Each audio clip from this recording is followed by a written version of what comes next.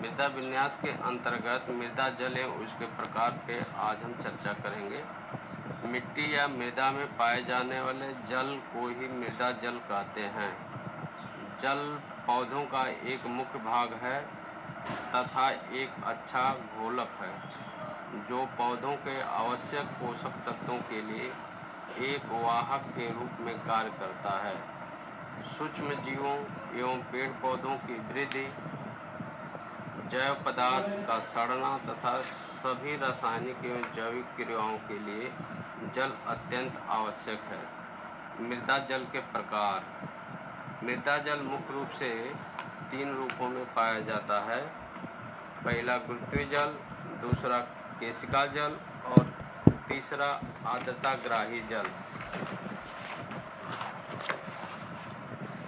गुरुत्वीय जल। जैविक पदार्थ युक्त मिट्टी से भरा गमला लीजिए। गमले में नीचे जल निकालने के लिए एक छेद कीजिए। गमले के ऊपर तक जल भर दें।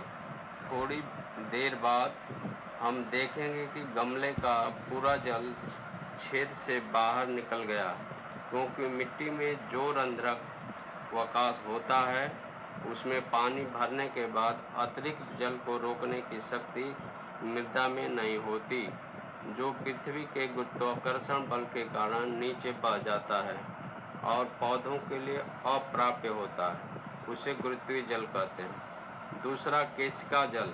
जैसा कि आपने गमले में पानी का अवलोकन किया, गमले में जितना पानी रुक जाता है वह कणों के बीच रिक्त स्थानों में रुका होता है। यह जल केशिका नलिकाओं में भरा रहता है जो नीचे नहीं जा पाता। इस प्रकार गुरुत्वाकर्षण बल के विरुद्ध पर्याप्त जल मिट्टी के रंध्राकाश के रूप में रहता है, जिसे केशिका जल कहते हैं।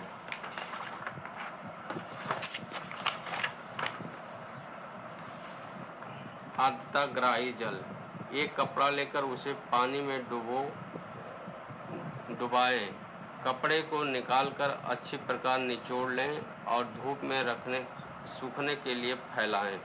थोड़ी देर बाद कपड़े को उठाकर देखने पर पता चलता है कि कपड़ा पूरी तरह सूखा नहीं है। फिर भी आप कपड़े को पुनः निचोड़कर देखते हैं तो जल नहीं निकलता है, क्योंकि यह जल कपड़ों में धागों के बीच चिपका रहता है। इसी प्रकार मिट्टी में कुछ जल अवश्य रहता है, लेकिन वह मृदा कणों के मध्य इतनी मजबूती से एक पतली परत के रूप में जकड़ा रहता है कि पौधों को प्राप्त नहीं होता। इस प्रकार के जल को आर्द्रताग्राही जल कहते हैं।